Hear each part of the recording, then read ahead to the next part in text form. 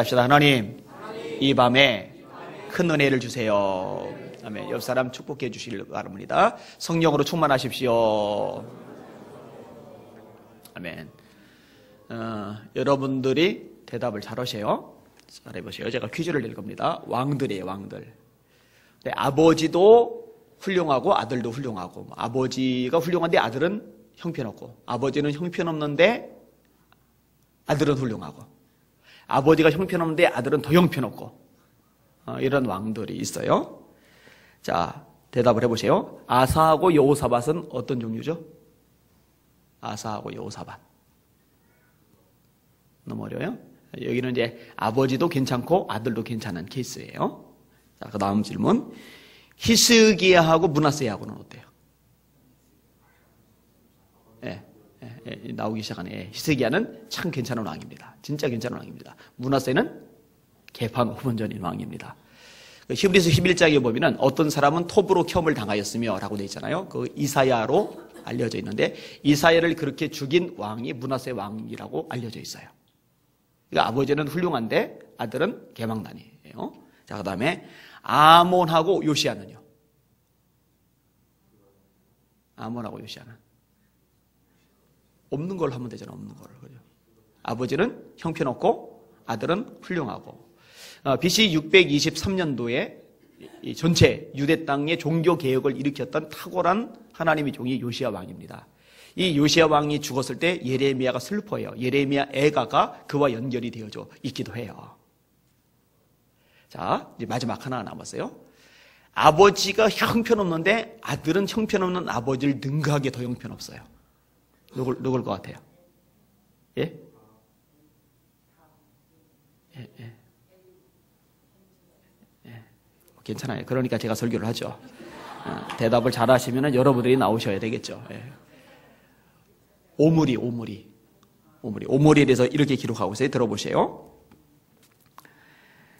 오므리가 여호와 보시기에 악을 행하되 그 전에 모든 사람보다 더욱 악하여 느밧의 아들 여로보암의 모든 길로 행하며 그가 이스라엘로 죄를 범하게 한 그 죄 중에 행하여 그 헛된 것으로 이스라엘 하나님 여호와의 노를 격발하였더라. 그 전에 모든 사람보다 악을 더 행했어요. 이게 오므리 왕입니다. 근데 이 오므리 왕, 이전의 왕보다 아주 심할 만큼 더 심각한 왕인 오므리를 능가하는 그 아들 왕. 그게 누구예요? 가장 형편없는 왕. 누구예요? 아합이에요. 제가 아합에 대해서 읽어줄게요. 오므리가 그 열주와 함께 자매 사마리아에 장사되고 그 아들 아합이 대신하여 왕이 되니라. 유다왕 아사 제38년에 오므리의 아들 아합이 이스라엘 왕이 되니라. 오므리의 아들 아합이 사마리아에서 22년을 이스라엘을 다스리니라. 오므리의 아들 아합이 그 전에 모든 사람보다 여호와 보시기에 악을 더욱 행하여 느밧의 아들 여로보암의 죄를 따라 행하는 것을 오히려 가볍게 여기며 시돈 사람의 왕 엣발의 딸 이세벨로 아내를 삼고 가서 바알을 섬겨 숭배하고 사마리아에 건축한 바알의 사당 속에 바알을 위하여 단을 쌓으며 또 아세라 목상을 만들었으니 저는 그 전에 모든 이스라엘 왕보다 심히 이스라엘 하나님 여호와의 노를 격발하였더라. 이렇게 열왕기상 16장에 기록을 해주고 있어요. 하나님이 결국 이제 심판하실 수밖에 없죠. 이때 심판을 예고했던 유명한 선지자, 아합에게 심판 예고했던 유명한 선지자. 요거는 대답 못하시면은 말 좀 들으셔야 됩니다. 누구예요? 아합에게 심판을 예고했던 유명한 선지자. 네, 엘리야. 이 대답이 한 번에 크게 나와야 되는데 왜 권사님만 이렇게 나오셨을까? 3년 6개월 동안 비가 오지 아니하리라. 이렇게 했으면 엘리야 딱 말했을 텐데 아합에게 심판을 예고한 선지자, 그러니까 이게 잘 안 나왔던 모양이에요. 사실 3년 6개월을 예고했던 건 아니고 내가 다시 말할 때까지는 비가 내리지 않을 거다 이렇게 예언을 합니다. 읽어드릴게요. 길랏에 우거하는 자 중에 디셉 사람 엘리야가 아합에게 고하되 나의 섬기는 이스라엘의 하나님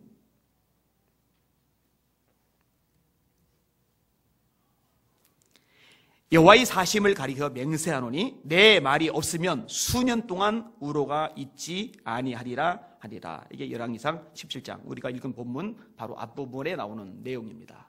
실제로 이제 비가 안 오기 시작을 합니다. 여러분, 우리나라 지난 가을 때 얼마나 낭패를 많이 봤습니까? 호수가 물이 줄어가지고 맨 땅을 드러내고 이 맨 땅이 나중에 짝짝짝 갈라져서 이게 신문지상에 굉장히 많이 오르내렸어요.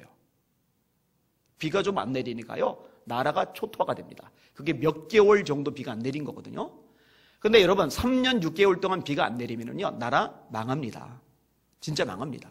우리나라는 그래도 땅을 파면 물이 잘 나오는 나라에 속합니다만, 이 가나안 지역은요, 완전히 다른 지역이거든요. 그러니까 3년 6개월 동안 비가 안 내리면요, 진짜 살 길이 막연해집니다. 어떤 현상까지 나타났냐면요, 왕이 자기 국내 대신 오바댜를 데리고 물줄기를 찾아 나섭니다. 여러분, 왕이 물줄기 찾아 나서는 예는요, 그 본문 외에는 안 등장합니다. 여러분, 자기 부하들 시키지, 신하들 시키지, 무슨 왕이 물줄기를 찾아 나섭니까? 그만큼 나라가 망하기 직전까지 간 거예요. 자, 드디어 3년 6개월이 됐습니다. 하나님께서 엘리야 보고 아합을 만나라고 말씀하십니다. 그리고 엘리야가 아합을 만나서 제안을 합니다. 그 제안이 뭐냐? 나도 제단을 쌓고 바알의 선지자들 450명, 아세라 선지자 400명, 850명도 제단을 쌓고 양쪽이 서로 기도를 해서 불이 하늘에서 내리면은 그게 진짜 하나님이라고 인정할 수 있지 않겠느냐고. 아합이 듣고 보니까 그럴듯합니다. 그래서 너희들이 이제 갈멜산에 모였어요. 그리고 제단을 쌓고서 이제 기도하기 시작합니다. 그 전에 백성에게 또다시 제안을 합니다. 열왕기상 18장 내용이에요. 엘리야가 백성에게 이르되 여호와의 선지자는 나만 홀로 남았으니 바알의 선지자는 400 남았으나 바알의 선지자는 450인이로다.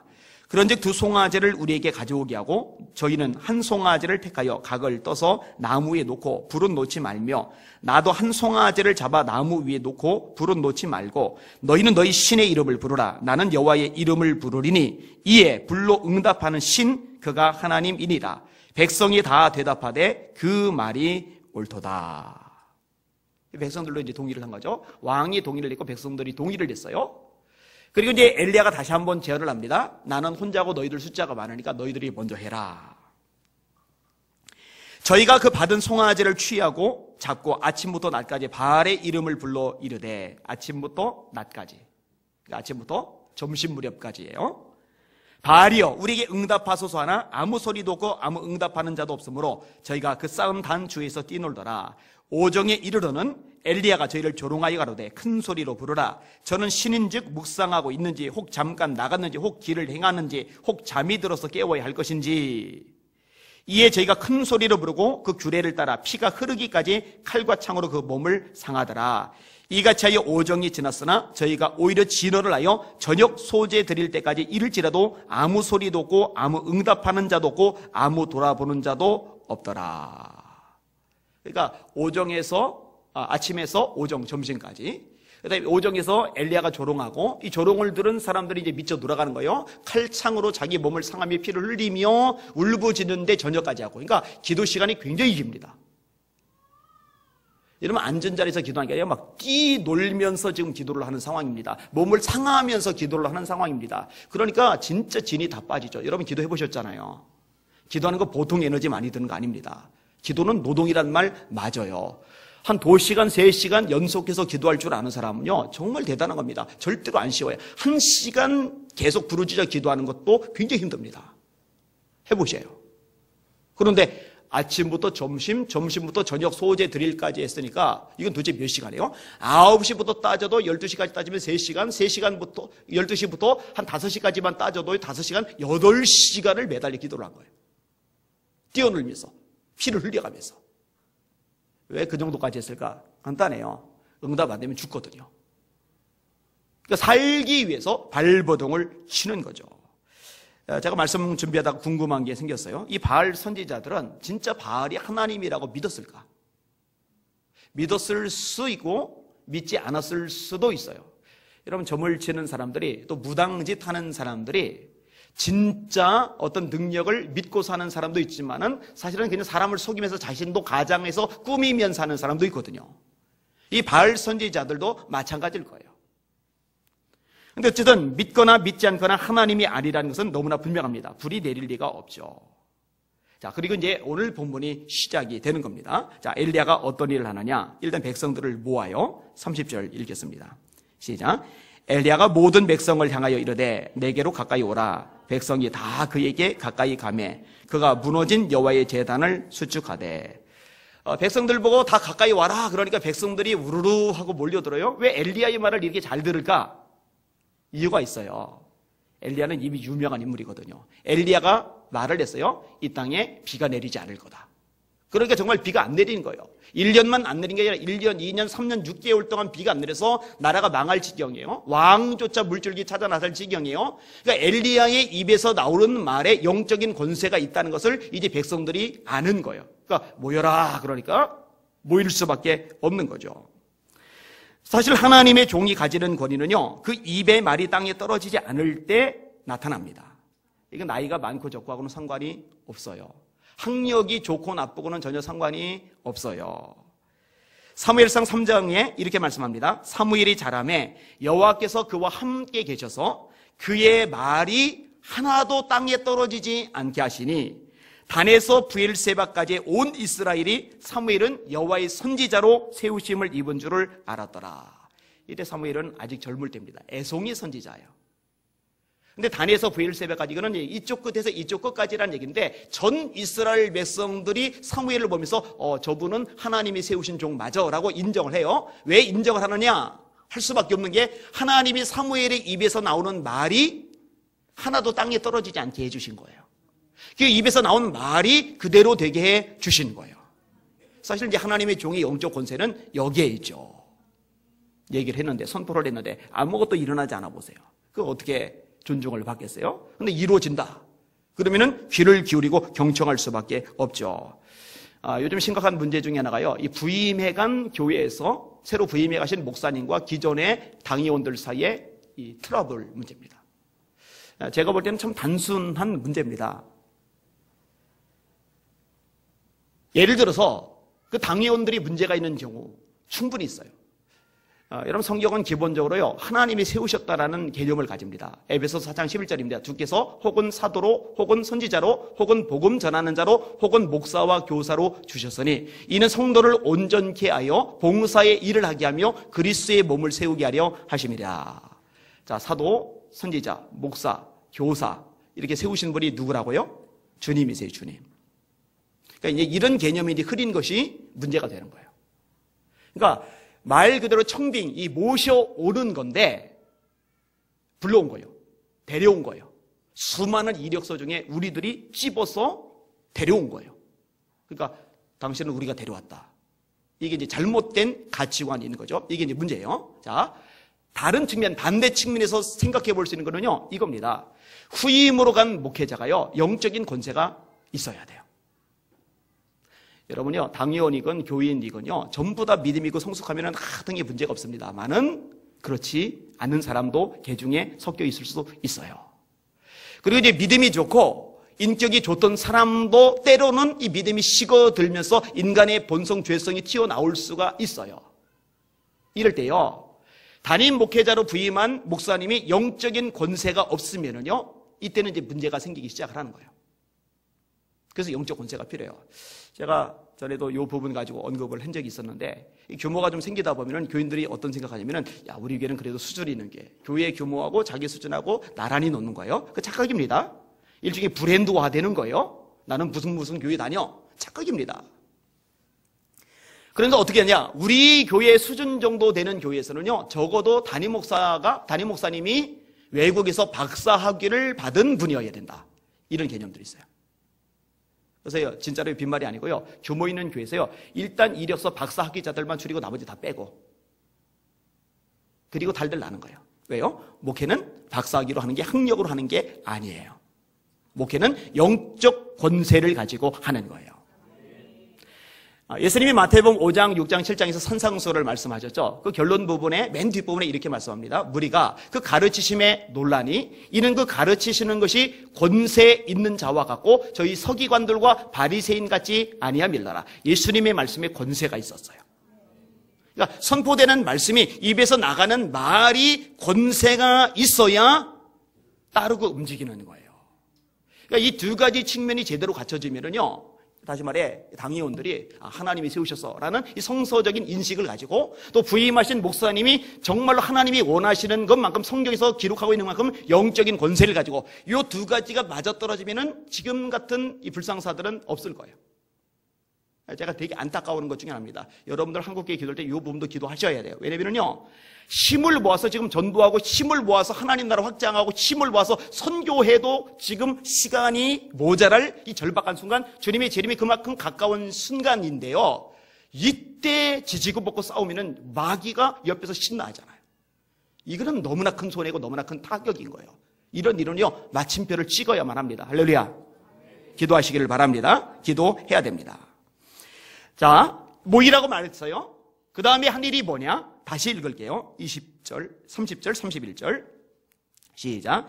엘리야가 모든 백성을 향하여 이르되 내게로 가까이 오라. 백성이 다 그에게 가까이 가매 그가 무너진 여호와의 제단을 수축하되 야곱의 아들들의 지파의 수요를 따라 엘리야가 12돌을 취하니 이 야곱은 옛적에 여호와의 말씀이 임하여 이르시기를 네 이름을 이스라엘이나 하리라 하신 자더라. 자, 엘리야가 모이라고 한 다음에 뭘 했어요? 뭘 수축해요? 무너진 제단을 수축을 합니다. 제단은 뭘 하는 곳이죠? 예배 드리는 곳. 지금 뭐가 무너졌다는 거예요? 예배가 무너졌다는 거예요. 이게 비극이죠. 여러분, 나라의 비극은요, 예배가 무너지는 데서 시작이 됩니다. 제가 계속 요즘에 강조하는 메시지 중에 하나입니다. 한국교회 살 길은 간단해요. 사실은 단순해요. 한국교회 예배가 살아나기 시작하면 한국교회 살기 시작할 겁니다. 한국교회가 살기 시작하면요, 하나님이 이 교회를 통해서 이 대한민국 전체를 축복하기 시작할 겁니다. 여러분, 이 나라를 좌지우지하시는 분은요, 하나님이십니다. 대통령이 잘한다고만 될 일이 아니에요. 하나님이 붙잡아 주시고 세워주시고 길을 여시고 복을 주셔야 나라도 복을 받는 거거든요. 자, 그럼 예배가 왜 무너졌어요? 아합이라는 인간 때문에 무너진 거예요. 아합이라는 인간. 예배가 왜 무너졌어요? 아합만 잘못이에요? 아니요. 이 아합의 영향을 받아서 따라간 백성들도 문제예요. 이 백성들 때문에 예배가 무너진 거예요. 그래서요, 엘리야가 답답해가지고 말하는 장면이 뒤에 나옵니다. 앞에 나옵니다. 바알이 하나님이면 그를 섬기고 여호와가 하나님이면 그를 섬겨라. 너희가 어느 때까지 두 사이에서 머뭇머뭇하겠느냐? 왕도 문제고 백성도 문제예요. 하나님이 계시긴 계신 것 같은데 바알이 좋은 거 준다니까, 돈 준다니까, 잘 먹고 잘 살게 해준다니까 거기로 마음이 끌리고, 하나님이 살아계시니까 하나님을 섬기긴 섬겨야 되는데 세상에서 좀 누리고 재밌게 좀 쉬기도 하고 좀 편안하게 좀 지내기도 하고, 똑같아요. 이스라엘 백성들이나 지금의 한국교회 신자들이나 똑같아. 이러면서 이제 예배가 무너지기 시작을 하는 거예요. 여러분, 단호하셨으면 좋겠어요. 저도 여러분에게 엘리야처럼 말하고 싶어요. 여러분, 세상이 좋으면 세상으로 가버리시고, 하나님이 진짜 하나님을 좀 제대로 섬기시고, 세상으로 가버리실 분 아멘. 하나님을 제대로 섬기실 분들 아멘. 계시록 3장이죠. 라오디게아 성도들에게, 교회에게 주님께서 책말하십니다. 네가 차든지 더웁든지 하기를 원한다. 여러분, 차가 없든지 더웁든지 둘 중에 하나세요. 제대로 믿든지 관두든지 둘 중에 하나라는 얘기예요. 네가 차든지 더웁든지 하기를 원한다. 네가 이같이 미지근하여 차지도 아니하고 더웁지도 아니하니 내 입에서 너를 토하여 내치리라. 그러므로 네가 열심을 내라. 회개하라. 볼지어다 내가 문 밖에 서서 두드리노니 누구든지 내 음성을 듣고 문을 열면 내가 그에게로 들어가 그로 더불어 먹고 그는 나로 더불어 먹으리라. 여러분, 성경 가장 마지막인 계시록도 아주 단순합니다. 엘리야만 그런 게 아니에요. 마지막에 예수님도 그러신 거예요. 차든지 덥든지 둘 중에 하나 해라, 하나. 양쪽 다 선택하지 말아라. 미지근하지 말아라. 이 주님의 명령이거든요. 제대로 믿으시기를 바랍니다. 예전에 소개했던 것 같은데 한 번 더 소개를 할게요. 들어보세요. 무당이었던 어머니가 몹시 아프기 시작했습니다. 온갖 병이 휩싸이고 또한 귀가 거의 들리지 않게 되었습니다. 무당이 남의 병을 고치려고 구슬하는데 오히려 무당 자신이 아프고 귀가 먹어서 사람들이 어머니를 부르는 횟수가 줄어들기 시작했고, 또 그 병을 고치기 위해 서울대학 병원을 비롯해서 용하다는 한의원, 수많은 약국과 병원을 찾아다녔지만 귀가 잘 안 들리는 이유를 알아내지 못했습니다. 결국 어머니는 아무나 붙잡고 자기 몸이 아프고 귀가 안 들린다고 하소연하였습니다. 그러자 동네 사시던 한 집사님이 기도 중에 우리 무당의 가정을 구원하라고 하는 하나님의 불같은 응답을 받게 되었고 매일같이 우리 집을 찾아오기 시작했습니다. 무당과 예수장이와는 이야기할 상대가 아니지만 어머니는 너무나 괴로워서 집사님을 잡고 하소연하기 시작했습니다. 그러다 집사님은 하나님이 주신 지혜로 3일만 자기의 모든 죄를 회개하고 간절히 예수님을 부르짖으면 나을 것입니다 라고 하였는데, 그때 마침 저는 군에서 휴가를 나와서 그 말을 들었습니다. 그래서 어머니에게 말하기를 믿져봐야 본전인데 한번 믿어봐요. 그러다 안 나으면 믿지 않으면 되잖아요 하고 권유를 했습니다. 그때 저는 어머니가 너무 괴로워하는 것이 안타까워 어느 절대자에게 의지하기를 바랬던 것입니다. 그러자 어머니는 좋다라고 말씀하시면서 그때부터 병이 낫기 위하여 교회에 나가셨습니다. 그리고 저는 귀대하였습니다.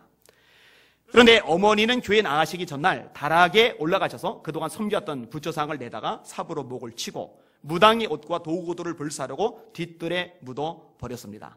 어머니 생각에도 한 가지를 청산하고 믿어야 한다는 생각을 하셨던 것 같습니다. 그래서 믿으려면 이게 단호하게 해야 됩니다. 양쪽 다음에는 사실은 하나님을 섬기는 것으로 인정이 안 돼요. 언제고 이건 넘어갈 부분입니다. 한 달 뒤에 외박을 나와서 어머니께 병이 낫냐고 물어봤더니 낫지 않았다고 했습니다. 그때 저는 그럼 그렇지 하고 비웃었습니다. 그러자 어머니는 3일 만에 수십 년 해왔던 우상 숭배의 죄가 다 씻겨질 수는 없었다고 말씀하시면서 이제부터는 하루하루를 회개하면서 주님을 찾겠다고 결심하고 예수를 믿기 시작하였습니다.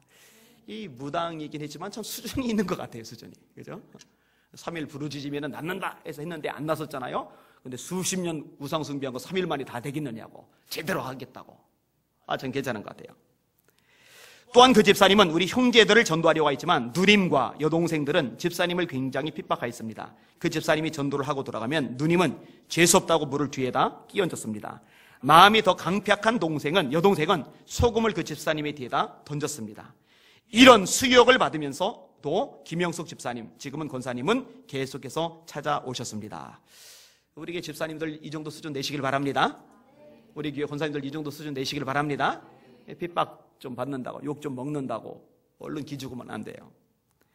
누님이 말을 전혀 들으려 하지 않으니까 집사님은 울면서 하소연하기 시작했습니다. 집사님께서 어른의 이야기를 한 번쯤 들어줘야 되지 않겠느냐라고 하자 누나가 그럼 하나님이 계시다면 내가 볼 수 있거나 느낄 수 있게 해주신다면 믿겠다고 하였습니다. 그럼 하나님을 만나러 가자는 집사님의 말에 따라 그의 여름에 기도원으로 어머니와 집사님과 누나 셋이서 올라갔습니다. 참 대단한 집사님이에요. 그죠? 울면서 어른이 말하면 들어주는 신용이라도 해야 되지 않겠느냐고. 그래서 데려간 거예요.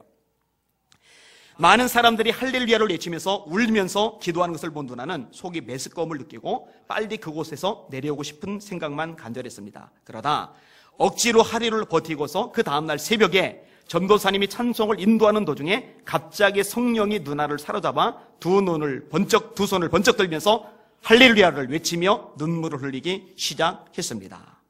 그 전에 예수 믿는 것을 부인했고 집사님을 핍박했던 이전의 잘못들이 마구 쏟아지면서 회개의 역사가 일어난 것입니다.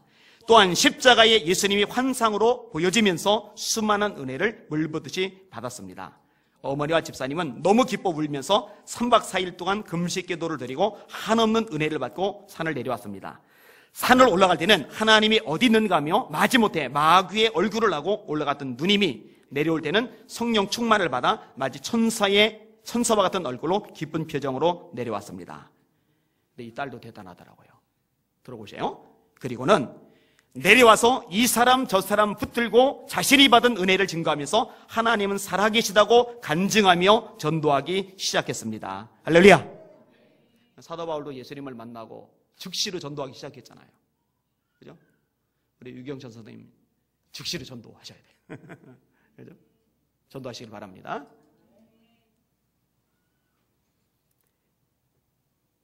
동네에 많은 사람들이 무당의 딸이 하루아침에 변하자 놀라움을 표했고 많은 사람들이 누나의 뜨거운 전도로 변화되기 시작했습니다. 그런데 여동생은 언니가 갑자기 변화된 것을 이상히 여기고 그 언니를 변하게 한 귀신의 정체를 밝히기 위해서 올라가기를 원했습니다. 누나와 어머니와 집사님과 다시 기도원을 올라갔습니다. 거기서 누나보다 더 강팍하게 했던 여동생 역시 기도 시간에 갑자기 아버지 소리를 지르더니 터지라고 부르면서 회개하기 시작했습니다. 그리고 언니가 받았던 그 성령의 뜨거운 은혜와 은사들을 물 보듯이 받고 같이 울며 금식을 하면서 감사한 마음으로 산을 내려왔습니다. 성령으로 충만하여 변화된 두 자매는 산을 내려오자 이 사람 저 사람을 붙잡고 주님을 증거하기 시작했습니다. 그 동네에서도 무당과 두 딸이 변화되어 전도하는 사람으로 변화된 것으로 크게 놀라고 있었습니다.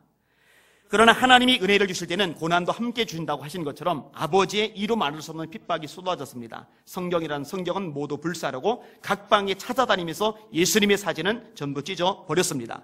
심지어는 밤에는 식칼을 가지고 들어오셔서 위협하기를 너희가 당장 교회 가서 예수 믿지 않겠다고 말하지 않으면 찔러 죽이겠다고 위협하자 성령으로 충만한 두 딸은 죽으면 죽으리라의 신앙 고백을 하였습니다. 내가 만난 하나님을 부인할 수 없다는 것이었습니다. 아버지는 차마 찌르지는 못하시면서 갖은 욕을 다 하셨습니다. 이 정도까지만 읽을게요. 그러면 이제 군에 갔다가 나온 아들은 어떻게 되었을까? 이 아들도 예수님 믿게 되었습니다. 할렐루야. 목사님 되셨어요. 이창수 목사님, 그분이 이제 직접 쓴 간증 내용입니다. 자기 집안 내역을 기록한 거예요. 하나하나만, 제대로 하나만. 그리고 예배를 제대로. 여러분들 그렇게 되실 수 있기를 주의 이름으로 축원합니다. 기도하세요. 하나님 한국교회 깨워주세요. 무너진 재단이 다시 세워지게 해주세요. 너무나 중요한 기도의 제목입니다. 자, 사람들을 모으게 했어요. 그 다음에 무너진 재단을 세웠어요. 그리고 한 일이 뭐냐? 엉뚱한 일입니다. 자, 32절에서 35절까지 읽겠습니다. 시작. 그가 여호와의 이름을 의지하여 그 돌로 제단을 쌓고 제단을 돌아가며 곡식 종자 두세 알을 두를 만한 또랑을 만들고 또 나무를 버리고 송아지의 각을 떠서 나무에 놓고 이르되 통 넷에 물을 채우다가 번제물과 나무 위에 부라고 또 이르되 다시 그리하라 하여 다시 그리하니 또 이르되 세 번째 그리하라 하여 세 번째로 그리하니 물이 제단으로 두르르고 도랑에도 물이 가득 찼더라. 지금 이 갈멜살 위에는요 다양한 사람들이 있잖아요. 엘리야가 있어요. 바알 선지자 450명, 아세라 선지자 400명, 850명이 있어요. 그 다음에 아합 왕이 있어요. 신하들이 있어요. 그 다음에 백성들이 쫙 둘러서 있어요. 근데 둘러서 있는 백성들을 백성들이 보고 있는데 이상한 행동을 엘리야가 하는 거예요. 이 또랑 파는 건 엘리야가 한 것 같아요. 구절을 보니까 또랑을 파는 거예요. 또랑을 이게 이 제단 주위에. 이 백성들이 쳐다보면서 뭐 하는 거지 저 선지자? 아합이? 쟤 뭐 하는 거지? 궁금했을 것 같아요. 그러더니 이제 물은 자기가 뿌리지 않고 사람들 시켜가지고 양동이 3개 정도에다가 해서 나무, 재물 그 위에다 물을 쏟아 붓는 거예요. 4양동이. 한 번 더 해라.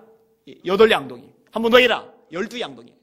재물이 완전히 젖었어요. 나무가 완전히 젖었어요. 또랑이 물이 찼어요. 물이 차고도 물이 많으니까 넘쳐서 옆으로 흘러가기 시작을 해요. 이 정도 되면은 이제는 성냥불 갖다 그어도 불 안 붙습니다.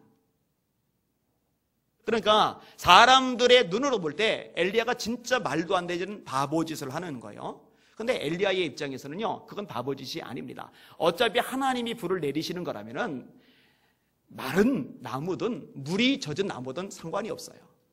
마른 재물이든 물이 젖은 재물이든 상관이 없어요. 또랑에 물이 찼던 또랑 자체가 없던 또랑에 물이 없던 아무 상관이 없어요. 하나님이 역사하시면 극한 상황 속에서도 역사는 얼마든지 일어날 수 있으니까. 어찌 보면은요 이 엘리야가 상당히 지혜로운 거예요. 이 백성들 보는 앞에서 하나님의 존재를 더 명확하게 드러내기를 원하는 거죠. 신앙의 배수진이라고 이야기할 수 있을 거예요. 여러분 이런 식의 모습들이 성경에 종종 나오잖아요. 여러분 하나님이 기드온과 300용사로 압축해서 내보낼 때도 마찬가지였잖아요. 처음에 32,000이었잖아요. 내보내고 나니까 10,000명이었잖아요. 10,000명 가지고 이기는 것도 32,000명 가지고 이기는 것도 대단하지만 300명 가지고 이기는 그거는 인간의 한계, 인간의 상식을 넘어가 버리잖아요. 그러니까 하나님이 더 드러날 수 있단 말이에요. 근데 기드온 같은 경우는 기드온 스스로가 한 게 아니라 하나님이 지시를 내린 거지만 엘리야 같은 경우는 하나님이 지시가 아니라 엘리야가 자원해서 자발적으로 이런 극한의 상황 속으로 자기가 뛰어 들어간 거예요. 성냥불을 거대도 불이 안 붙을 상황으로 본인이 만들어 버린 거예요. 믿음이 있는 거죠. 그리고 기도를 드립니다. 자, 기도의 내용이 36절, 37절인데 같이 읽을게요. 시작. 저녁 소재 드릴 때에 이르러 선지자 엘리야가 나아가서 말하되 아브라함과 이삭과 이스라엘의 하나님 여호와여, 주께서 이스라엘 중에서 하나님이신 것과 내가 주의 종인 것과 내가 주의 말씀대로 이 모든 일을 행하는 것을 오늘 알게 하옵소서. 여호와여, 내게 응답하옵소서. 내게 응답하옵소서. 이 백성에게 주 여호와는 하나님이신 것과 주는 그들의 마음을 되돌이키심을 알게 하옵소서. 여러분, 이 두 절 속에 굉장히 수준 있는 엘리야의 모습을 발견하게 돼요. 여러분, 지금 불이 안 내리면은요, 엘리야 죽습니다. 하나님 불 내려주세요. 불 안 내리면 저 죽어요. 제 목숨 건져주셔야죠. 엘리야 그거 관심 없어요. 엘리야의 관심은 철저하게 하나님 중심인데 두 가지로 압축이래요. 하나는 뭐냐? 하나님의 이름이 드러나야 된다는 거예요. 하나님의 영광이 드러나야 된다는 거예요. 하나님이 하나님이라는 것, 이걸 알아야 된다는 거예요. 하나님, 오직 하나님, 오직 하나님. 여러분, 사실 저와 여러분의 기도의 초점이 여기에 맞춰줘야 됩니다. 사실 우리가 교회 부흥을 구하잖아요. 근데 교회 부흥을 왜 구하느냐? 제가 요 얘기도 자주 꺼내는 얘기 중에 하나입니다. 교회가 부흥하면요, 커지면요, 사실 담임 목사 입장에서는요, 굉장히 인간적으로 좋은 조건들이 많이 생겨요. 큰 교회 담임 목사가 되면요, 혜택이 진짜 많아요. 그리고 교인들 입장에서도요, 교회가 커지고 나면은요, 온갖 프로그램 좋은 것들 다 활용을 할 수 있기 때문에 교인들 입장에서 괜찮아요. 여러분, 개척교회에서 예수 믿기 시작했던 사람들이 그 개척교회 떠나면은 죄다 대형교회로 가잖아요. 왠지 아세요? 대형교회 가면은 자녀들 교육이 잘 돼요. 교육 시스템이 너무 잘 돼 있어요. 온갖 음악, 좋은 문화생활, 편의시설 다 잘 돼 있어요. 개척교회 가보세요. 얼마나 시달리고 고달프고 그렇습니까? 그죠? 그런데요, 그게 동기가 돼서는 안 돼요. 하나님의 영광이 동기가 되어야 돼요. 자, 여러분 자녀들이 잘 되기를 원해요. 그럼 자녀들이 잘 되면은 잘된 자녀들 득보려고, 노후 보장받으려고, 잘된 자녀들 자랑하면서 폼잡으려고? 아니요. 그게 목적이라면, 그게 목적이 돼서 기도한다면은 여러분 기도의 초점이 틀렸어요. 이 자녀가 하나님 앞에 바로 섬으로 말미암아 하나님의 영광이 드러나야 돼요. 하나님의 이름이 높아지셔야 돼요. 이게 안 되면, 여기 초점이 맞춰지지 않으면 의미가 없어요. 여러분, 성경은 명확하게 말씀합니다. 너희는 먹든지 마시든지 무엇을 하든지 다 하나님의 영광을 위하여 하라. 우리가 살아도 주를 위하여 살고 죽어도 주를 위하여 죽나니 사나 죽으나 우리가 주의 것이로다. 여러분, 사는 건 누구를 위해서 사세요? 주를 위해서 살아야 돼요. 여러분, 죽을 때 누구를 위해서 죽어야 돼요? 주를 위해서 죽어야 돼요. 엘리야의 기도의 초점은 하나님의 영광이에요. 여러분, 저와 여러분의 기도의 초점도 하나님께 맞춰줘야만 합니다. 그분이 영광을 받으셔야 돼요. 여러분, 다니엘이 기도하는 장면도 똑같아요. 주여, 내가 구하옵나니 주는 주의 공의를 쫓으사 주의 분노를 주의 성 예루살렘 주의 거룩한 산에서 떠나게 하옵소서. 이는 우리의 죄와 우리 열조의 죄악을 인하여 예루살렘과 주의 백성이 사면에 있는 자에게 수욕을 받음이니이다. 그라온즉 우리 하나님이여, 지금 주의 종의 기도와 간구를 들으시고 주를 위하여 주의 얼굴빛을 주의 황폐한 성소에 비추시옵소서. 주의 얼굴빛을 황폐한 주의 성소에 비춰주시는데 왜? 주를 위해서. 주를 위해서 주의 빛을 주의 황폐한 초소에 비춰주시옵소서. 그렇게 기도하는 거예요.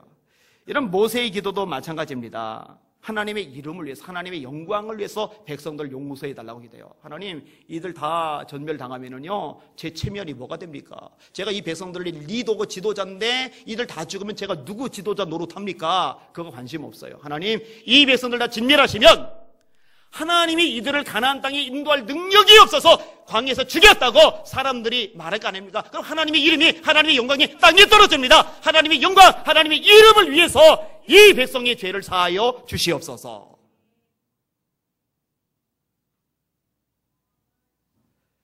그러니까 우리 초점은요, 하나님이셔야 돼요. 하나님.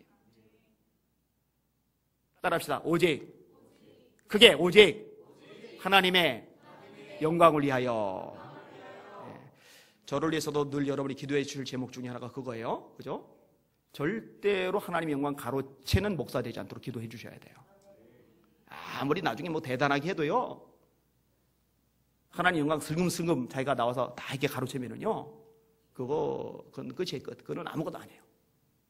일을 마친 후에 말하기를 나는 무익한 종이라. 마땅히 할 일을 한 것뿐이다. 너희는 이렇게 고백하라고 예수님이 누가복음 17장에 가르쳐 주셨어요. 나는 무익한 종이라. 엄청나게 이뤄놓고 나서도 나는 무익한 종이라. 영광은 하나님만이. 이렇게 돼야 돼요. 자, 엘리야의 기도 또 하나의 관심은 백성들에 대한 관심사인데, 이 백성이 하나님을 알기를 원하는 거예요.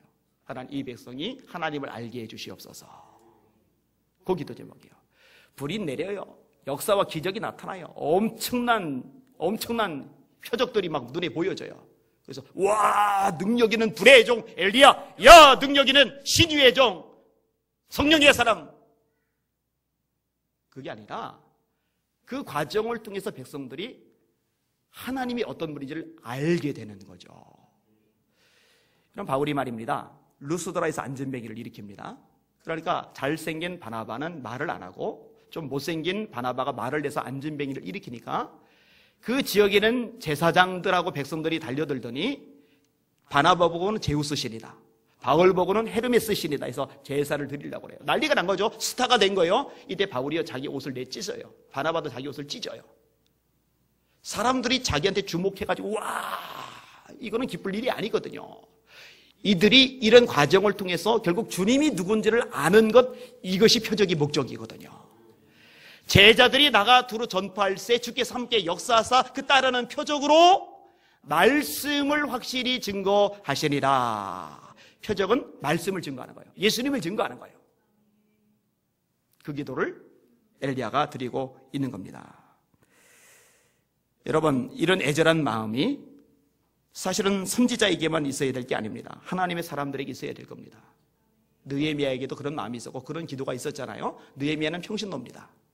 에스라는 성직자입니다. 그러니까 성직자든 평신도든 상관없어요. 저든 여러분이든 상관없어요. 하나님의 영광이 드러나야 하고 사람들이 하나님을 알아야 되고, 이것을 위해서 하나님 역사해 주시옵소서. 하나님 이것을 위해서 하나님 불을 내려 주시옵소서. 이것을 위해서 하나님 기적을 우리 가운데 보여 주시옵소서. 아멘. 하나님이 역사해 주셨어요. 말씀을 정리하겠습니다. 38절, 39절, 40절 함께 읽겠습니다. 시작. 이에 여호와의 불이 내려서 번제물과 나무와 돌과 흙을 태우고 또 다랑의 불을 핥은지라. 모든 백성이 보고 엎드려 말하되 여호와 그는 하나님이시로다, 여호와 그는 하나님이시로다 하니, 엘리야가 그들에게 이르되 바알의 선지자를 잡되 그들 중 하나도 도망하지 못하게 하라 하매 곧 잡은지라. 엘리야가 그들을 기손 시내로 데려다가 거기서 죽이니라. 자, 핵심이 뭐냐? 따라합시다. 여호와 그는 하나님이시로다. 한 번 더. 여호와 그는 하나님이시로다. 백성들이 이구동성으로 이 고백을 하는 거예요. 하나님, 여호와 그는 하나님이시다. 여호와 그는 하나님이시다. 성공적인 사역이 되었어요. 저희 마음에, 여기는 여러분들의 마음에 엘리의 심정이 심어질 수 있기를 주님의 이름으로 축원합니다. 여러분, 영적 싸움, 지금 세상이야말로 갈멜산 전투가 매일처럼 이루어집니다. 난리죠? 동성애 합법화시키려고 난리고, 할랄 산업단지, 이스라엘 산업단지, 익산에 지금 짓느라고 난리고, 안티기독교인들 난리고, 막 원수 마귀가요, 진짜 성경대로 자기 때가 얼마 남지 않은 줄 알고 분을 내어 내려갔다고. 그래서 근신하라고, 깨어라 있으라고, 너희 대적 마귀가 두루다니며 삼킬 자를 찾는다고 말씀한 것처럼 진짜로 그래서 삼켜지는 사람도 많고 지금 삼켜지고 있는 중에 있는 사람도 많아요. 근데 적어도 여기는 여러분들은 삼켜져서도 안 될 뿐만 아니라 하여튼 박살을 내서 쫓아내실 수 있기를 주님의 이름으로 축원합니다. 한 길로 왔다가 일곱 길로 도망가는 역사를 이루시기를 주님의 이름으로 축원합니다. 아멘. 기도하겠습니다. 하나님,